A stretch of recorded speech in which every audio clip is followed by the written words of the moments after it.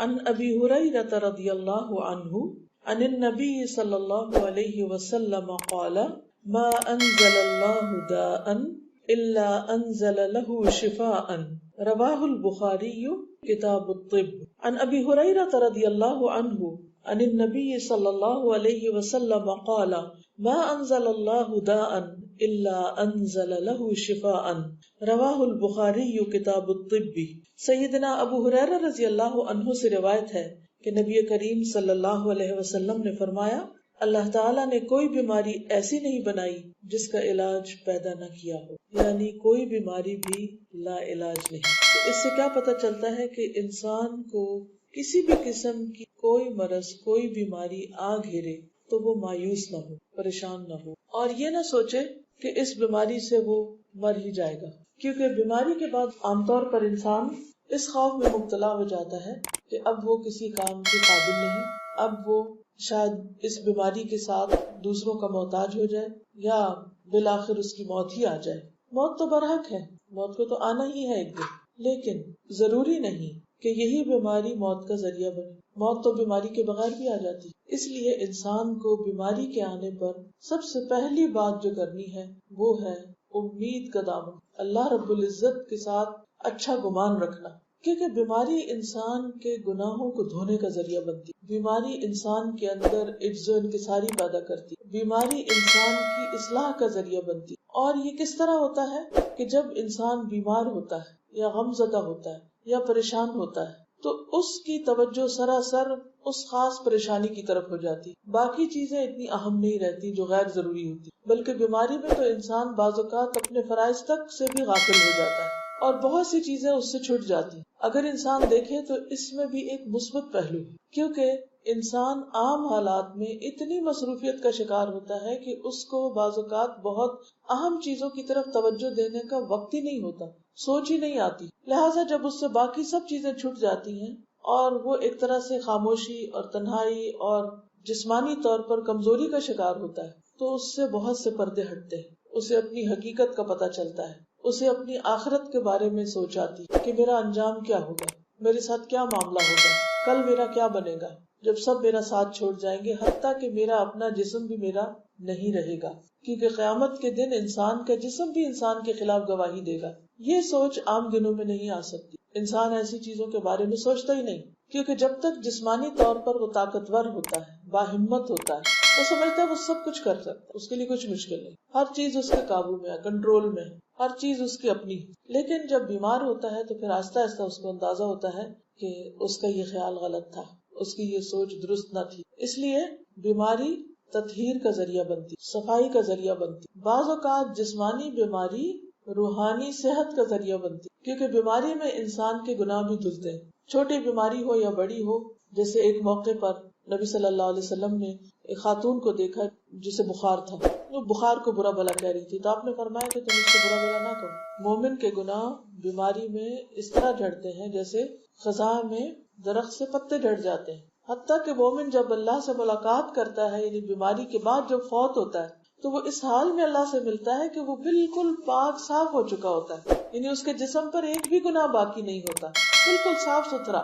لیکن عام طور پر لوگ ایسے شخص کے بارے میں جو بہت سخت بیماری کا شکار ہو جائے بدگمانی اور وسوسے اور بری سوچ رکھتے ہیں کہ لگتا ہے کہ یہ شخص کو بہت ہی گناہ گار تھا اس لیے اس مصیبت میں پکڑا گیا ہے. حالانکہ مومن کے لیے وہی بیماری باعث رحمت ہوتی، وہ قطرہ قطرہ دھل رہا ہوتا ہے، اور پھر وہ تکلیف اگر وہ اس پر صبر کرے تو آخرت کے اجر اور درجوں کی بلندی کا ذریعہ بن رہا ہوتا ہے. لیکن عموماً انسان اس طرح سوچتا نہیں، شیطان انسان کو مایوس کرنے لگتا ہے. جہاں بیماری انسان کے لیے روحانی صحت کا ذریعہ بنتی ہے، وہاں بیماری شیطان کے وسوسوں کو مزید دعوت دینے کا ذریعہ بھی بنتی ہے، اگر اس کی سوچ مثبت نہ ہو، منفی. اور منفی سوچ کیا ہوتی ہے کہ مجھ پر یہ بیماری کیوں آ گئی، اور اٹس ناٹ فیئر، میرے ساتھ ایسا نہیں ہونا چاہیے، یا بچے کے ساتھ ایسا کیوں ہو گیا.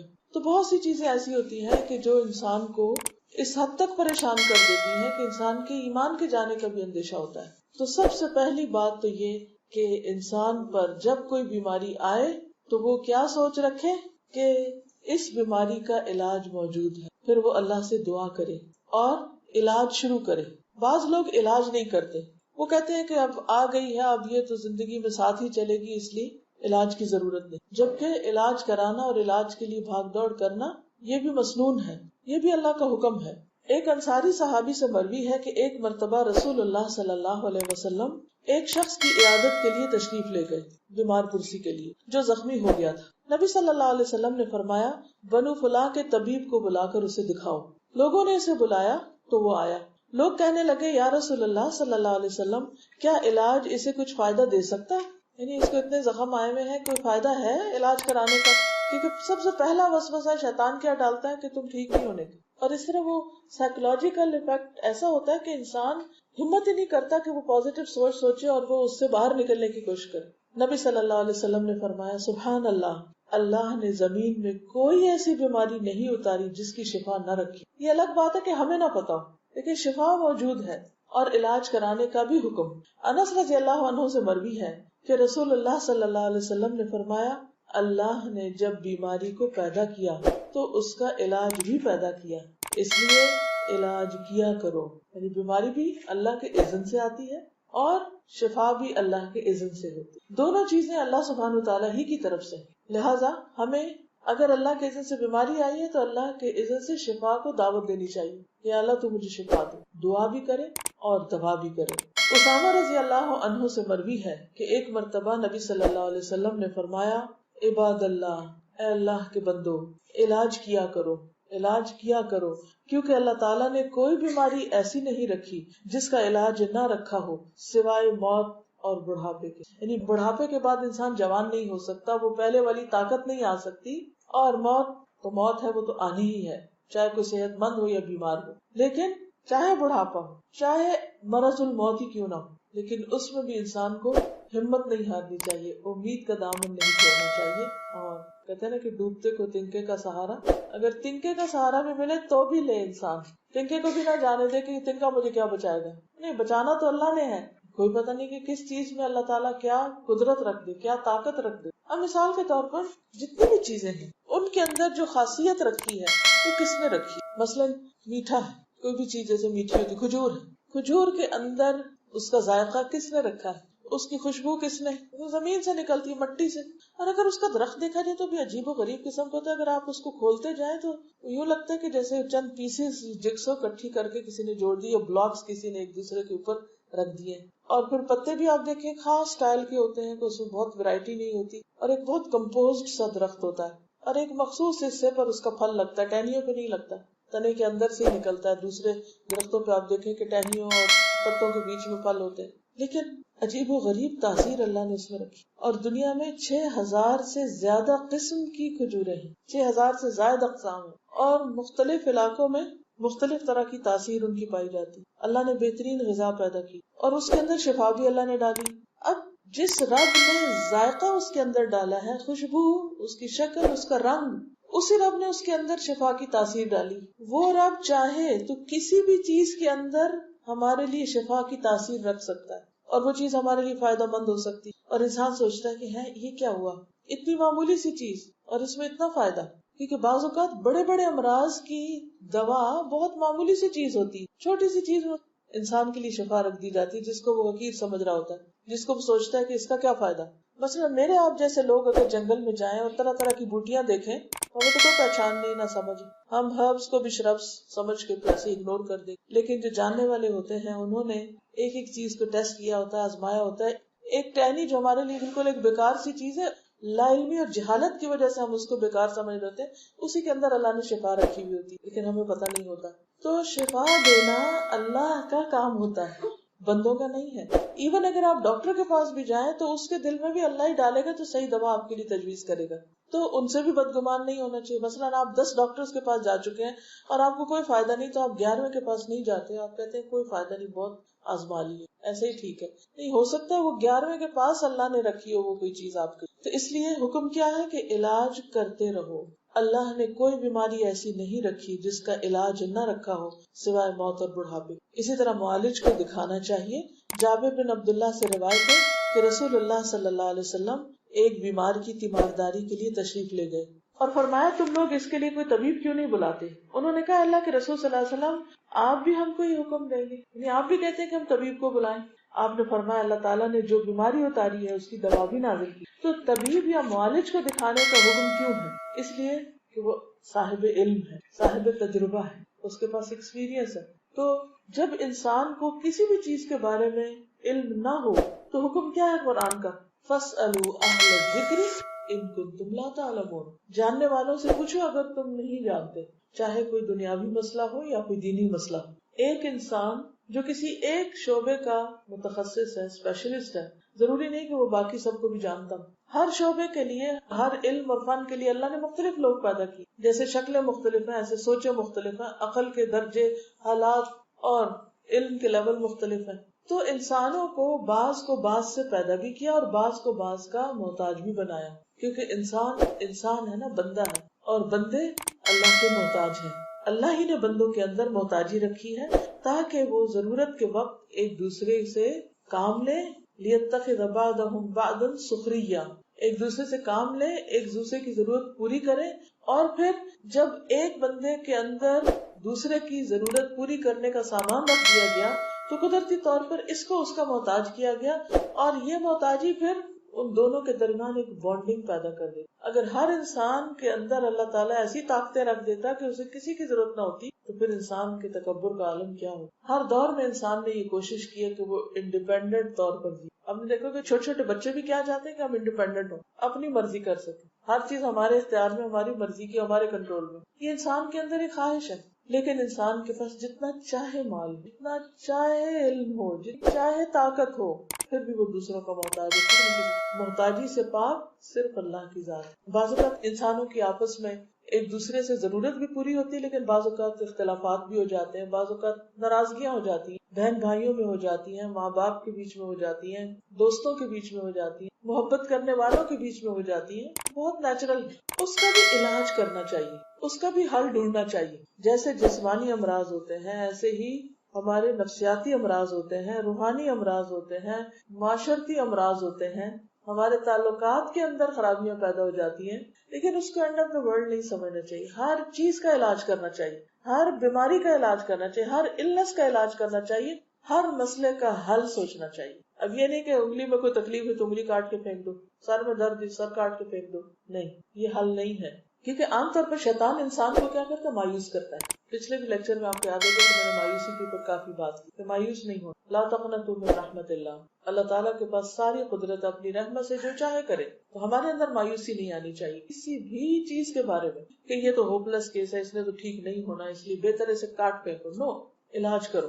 لیکن ہم میں عام طور پر صبر نہیں ہو. کیونکہ آپ دیکھیے کہ جب کوئی بیماری آتی ہے تو ہم کہتے ہیں کوئی ایسی دوا مل جائے کہ میریکل ہو، بس ایک دفعہ کھاؤ اور اگلی دفعہ بالکل ٹھیک ہو جائے. انسٹنٹ ریلیف چاہتے ہیں. اسی لیے آپ دیکھیں کہ ایسی دوائیاں نکلی ہیں کہ جن سے انسٹنٹ ریلیف ہوتا ہے، حالانکہ ان کے سائیڈ افیکٹس بھی بہت ہوتے ہیں. تو ہم ٹائم نہیں لینا چاہتے. اور اگر کوئی ڈاکٹر سچ بول دے اور کہہ دے کہ ہاں یہ اتنے دن لگیں گے اس کو ٹھیک ہونے میں، تو وہ کہتے چھوڑو، اتنے دن میں تو ویسے ہی ٹھیک ہو جائے. اور اتنے دن میں ویسے جو ٹھیک ہونا وہ ویسا ٹھیک نہیں ہونا ہوتا جیسے ایک دوا کھا کے انسان اچھی طرح صاف ہوتا ہے. تو جب کوئی زخم ہوتا ہے اس کو مندمل ہونے میں ٹائم لگتا ہے، چاہے وہ جسم کا زخم ہو، چاہے وہ روح کا زخم ہو، چاہے وہ ہمارے جذباتی کوئی جھٹکا ہو، کوئی حادثہ ہو، کوئی ہمارے اندر کسی قسم کی کوئی پریشانی ہو، کوئی ذہنی پریشانی ہو. ہر چیز کو وقت لگتا ہے. ٹائم کے ساتھ ساتھ بہت سی چیزیں ہیل ہو جاتی ہیں، اس لیے ہر چیز کو ٹائم دینا چاہیے. بیماری کو بھی ٹائم دینا چاہیے، لیکن ٹائم دینے کا مطلب نہیں کہ علاج نہ کریں، علاج ساتھ ہونا چاہیے. تعلقات میں اگر خرابی اور بیماری کوئی پیدا ہوگی تو اس کو بھی ٹائم دینا چاہیے، لیکن تعلقات کاٹ کے نہیں رکھ دینے چاہیے. یہ بہت ہی اہم اور بہت ضروری چیز. تو سب سے پہلی چیز کیا ہے کہ انسان اللہ پر توکل کرے، اللہ پر بھروسہ کرے. ڈاکٹر پر بھروسہ نہیں، اپنی عقل پہ بھروسہ نہیں، اور چیزوں پر نہیں، اللہ کی ذات پر بھروسہ. حضرت ابراہیم علیہ السلام نے کیا کہا تھا؟ وَإِذَا مَرِضْتُ فَهُوَ يَشْفِينِ. جب میں بیمار ہوتا ہوں تو وہ مجھے شفا دیتا ہے. گویا شفا کس کے ہاتھ میں ہے؟ اللہ کے ہاتھ میں. حضرت ایوب علیہ السلام نے کیا کہا تھا؟ وَأَيُّوبَ إِذْ نَادَى رَبَّهُ أَنِّي مَسَّنِيَ الضُّرُّ وَأَنْتَ أَرْحَمُ الرَّاحِمِينَ. اور ایوب نے جب اپنے رب کو پکارا کہ مجھے بیماری لگ گئی ہے اور تو سب رحم کرنے والوں سے بڑھ کر رحم کرنے والا ہے، یعنی میں بیمار ہوں اور تو مہربان ہے، تو اپنی رحمت کے ساتھ میری تکلیف دور کر دے. تو یہ کیا تھا؟ ان کا توکل تھا اپنے رب کو پکارا. تو بیماری میں سب سے پہلے اللہ ہی کو پکارنا چاہیے، اسی پر بھروسہ کرنا چاہیے۔ ایک حدیث میں آتا ہے، ابن عباس نے بیان کیا کہ رسول اللہ صلی اللہ علیہ وسلم نے فرمایا، میرے سامنے تمام امتیں پیش کی، ایک ایک دو دو نبی اور ان کے ساتھ ان کے ماننے والے گزرتے رہے، یعنی سب آ رہے تھے۔ جیسے مارچ پاسٹ تو وہ جو بادشاہ ہوتے ہیں ان کے سامنے سے ایک دستہ گزرتا ہے، دوسرا گزرتا ہے، تیسرا گزرتا ہے، تو اسی طرح نبی صلی اللہ علیہ وسلم کو یہ ایک کیفیت دکھائی گئی، آپ کے سامنے سے لوگ گزر رہے تھے۔ بعض نبی ایسے بھی تھے جن کے ساتھ کوئی بھی ایک شخص بھی ایمان نہیں لایا۔ آخر میرے سامنے ایک بڑی بھاری جماعت آئی، میں نے پوچھا یہ کون ہے؟ کیا یہ میری امت کے لوگ ہیں؟ کہا گیا کہ یہ موسیٰ علیہ السلام اور ان کی قوم ہے۔ پھر کہا گیا کہ کناروں کی طرف دیکھو، میں نے دیکھا کہ ایک بہت ہی عظیم جماعت ہے جو کناروں پہ چھائی ہوئی ہے۔ پھر مجھ سے کہا گیا کہ ادھر دیکھو، ادھر دیکھو، آسمان کے مختلف کناروں میں نے دیکھا کہ ایک جماعت ہے جو تمام افق پہ چھائی ہوئی، پورا ایریا اس میں بھرا ہوا۔ کہا گیا یہ آپ کی امت ہے اس کثرت سے، اور اس میں سے 70,000 لوگ بغیر حساب کے جنت میں داخل ہوں، یعنی اسے کچھ بھی نہیں پوچھا جائے گا، یہ ایسے ہی کہ بغیر انٹرویو کے آپ کو بہترین جاب مل جائے گا۔ اس کے بعد آپ اپنے حجرہ میں تشریف لے گئے اور کچھ تفصیل نہیں فرمائی۔ لوگ ان جنتیوں کے بارے میں بحث کرنے لگے کہ کون لوگ ہوں، کہنے لگے کہ ہم اللہ پر ایمان لائے اور اس کے رسول کی اتباع کرتے ہیں، اس لیے یہ ہم ہی ہیں، یعنی صحابہ، یا ہماری وہ اولاد جو اسلام میں پیدا ہو، کیونکہ اس دور میں تو یہ بھی بہت بڑا آنر تھا کہ کوئی مسلمان پیدا ہو۔ آج تو ہم نے اس کو بس ایسے ہی ایک وہ لے لیا ہے نا، اس کی کوئی قدر ہی نہیں، اس پر کوئی شکر ہی نہیں کہ ہم مسلمان پیدا ہوئے، کیونکہ ہم جاہلیت میں پیدا ہوئے تھے۔ تو یہ 70,000 وہ ہوں گے جو اسلام میں پیدا ہوں گے۔ یہ بات ہے جب آپ کو معلوم ہوئی تو آپ باہر تشریف لائے اور فرمایا یہ وہ لوگ ہوں گے جو کسی سے دم نہیں کراتے، فال نہیں دیکھتے اور داغ کا علاج نہیں کرواتے، آگ سے جو علاج ہوتا ہے، بلکہ اپنے رب پر بھروسہ کرتے ہیں۔ اس پر عکاشہ بن محصن نے عرض کیا، یا رسول اللہ کیا میں بھی ان میں سے ہوں؟ آپ نے فرمایا ہاں۔ اس کے بعد ایک اور صحابی کھڑے ہوئے کہ کیا میں بھی ان میں سے ہوں؟ آپ نے فرمایا عکاشہ تم پہ بازی لے گیا، بس ہو گیا جو ہو رہا۔ اب یہ جو بات آئی کہ ایک طرف کہا گیا کہ علاج کراؤ، دوسری طرف کہا گیا ہے کہ اللہ پہ توکل کرو، علاج کے باوجود توکل کیا جا سکتا۔ یہاں علاج کی ان قسموں کی بات کی جا رہی ہے کہ جن کو پسند نہیں کیا گیا، اور وہ کیا ہے؟ آگ سے باغ لگانی، جسے کہتے ہیں کہ جلانا، کسی زخم کو جلانا یا کسی خاص چیز کو، تو اس علاج سے منع کیا، کئی کہتے ہیں۔ اسی طرح دوسری چیز جس سے یہاں منع کیا گیا وہ ہے فال دیکھنا، شگون لینا، تیارہ، اور تیسری چیز جو کسی سے دم نہیں کرواتے، یعنی شرکیہ دم مراد ہے، کیونکہ جو مسنون دم ہے وہ تو آپ صلی اللہ علیہ وسلم نے خود بھی بتایا اور کیا بھی ہے۔ اس لیے شرکیہ دم جو ہے جس میں اللہ کے سوا کسی اور کو پکارا جائے، یا یہ کہ اس کو کچھ لوگ جیسے کوئی پیشہ بنا کے بیٹھے ہوتے ہیں، تو خاص طور پر دم کرانے کے لیے کوئی کہیں جائے تو یہ چیزیں درست نہیں۔ پھر مغیرہ بن شعبہ سے روایت ہے کہ رسول اللہ صلی اللہ علیہ وسلم نے فرمایا، وہ آدمی توکل سے بری ہو گیا جس نے اپنے بدن پر داغ لگایا یا دم کرنے کو کہا۔ پھر ہے دعا کرنا، یہ بھی علاج کی قسم۔ ابن عمر سے روایت ہے کہ رسول اللہ صلی اللہ علیہ وسلم نے فرمایا، دعا اس مصیبت کے لیے بھی فائدہ مند ہے جو اتر چکی، یعنی بیماری ہے آ چکی، اور اس کے لیے بھی جو ابھی نازل نہیں ہوئی، لہٰذا اے اللہ کے بندو دعا کو لازم پکڑو۔ اب دعاؤں میں جو مسنون دعائیں ہیں شفا کی، خاص طور پر انہیں پڑھنا، وہ کون سی ہے؟ اگر آپ ایاک نستعین دیکھیں تو اس میں یہ سارے مسنون اذکار شامل کر دیے گئے۔ حضرت عائشہ فرماتی ہے کہ رسول اللہ صلی اللہ علیہ وسلم جب کسی مریض کے پاس تشریف لے جاتے یا آپ کے پاس کوئی مریض لایا جاتا تو فرماتے، اذهب البأس رب الناس واشفی انت الشافی لا شفاء الا شفاؤک اشفی شفاء لا یغادر سقما۔ اے لوگوں کے رب، تکلیف کو دور کر دے اور تکلیف دور کر کے شفا دے کہ تو ہی شفا دینے والا ہے، تیری شفا کے سوا کوئی شفا نہیں، ایسی شفا جو مرض کو نہ چھوڑے۔ یہ مریض خود بھی پڑھتا رہے اور اس کے آس پاس کے لوگ بھی اس کے لیے پڑھیں۔ جو لیٹسٹ ورژن ہے ایاک نستعین کا، اس میں اردو میں بھی ہے، انگلش میں بھی، اس پر یہ دعا پیج 26 میں لکھی ہوئی۔ اگر زبانی یاد نہ ہو تو دیکھ کے بھی پڑھ سکتے ہیں، نشان لگا سکتے، اور بہتر تو یہ ہے کہ زبانی یاد۔ چھوٹے سے چھوٹا مرض بھی ہو، مثلاً آپ کے دل پہ بوجھ ہے، آپ غم کے مرض میں، ڈپریشن ہے، اس میں بھی آپ پڑھ سکتے ہیں۔ اس میں آپ دیکھیے کہ سورۃ الفاتحہ جو ہے اس کو بھی پڑھنا چاہیے۔ یہ جتنے بھی دعائیں ہیں ان کو اگر آپ دیکھیں تو پیچھے ڈیٹیل لکھی ہوئی ہے، اس میں ساری احادیث ریفرنس وغیرہ موجود ہے۔ مثلاً بیماریوں سے شفا کے لیے کتاب کا پیج 53 دکھیں۔